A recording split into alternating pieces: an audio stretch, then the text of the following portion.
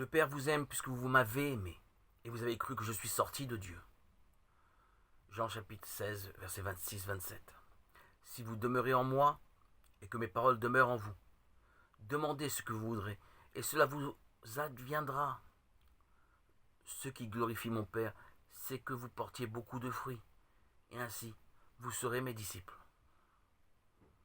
Jean 15, versets 7 à 8. La prière de celui qui est uni à Jésus et qui obéit à ses paroles est toujours exaucée par le Père. Jésus prie par nos lèvres. La parole qui monte aux lèvres de Jésus quand il prie, c'est Père. Voilà la parole qui doit monter aux nôtres pour formuler toute demande.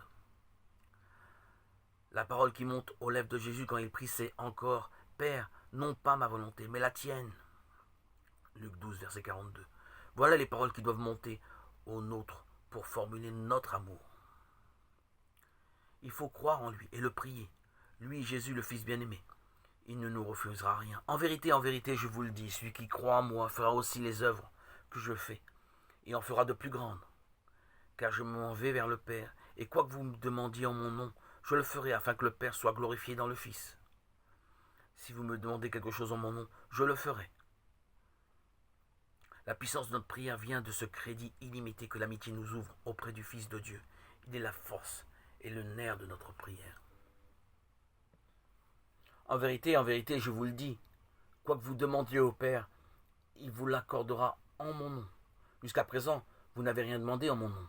Demandez et vous recevrez, afin que votre joie soit entière.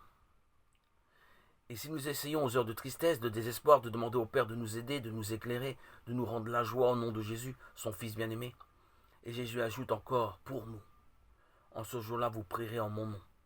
Et je ne vous dis pas que je solliciterai le Père pour vous, car le Père lui-même vous aime, puisque vous m'avez aimé et avez cru que je suis sorti de Dieu. Jean 16, versets 26-27. Parole étrange et combien consolante, car le Père lui-même vous aime. Portons cette phrase dans nos journées et qu'elle nous permette de dominer la souffrance, car si Jésus est sorti de Dieu, ce n'est que pour nous entraîner dans l'immense torrent de la vie et nous annoncer les joies de la vraie vie. Au chapitre 10 de Saint Jean, au verset 10, ne nous affirme-t-il pas « Je suis venu dans le monde afin que les hommes possèdent la vie et la possèdent en abondance ?» Oui, je suis sorti du Père et je suis venu dans le monde. Je quitte le monde de nouveau et je vais vers le Père. Jean 16, verset 28. Il ramène dans l'unité de Dieu ce que le Père lui a donné du monde. Jean 17, verset 6. Dieu sauveur par sa croix riche de toute l'humanité, il retourne vers son Père.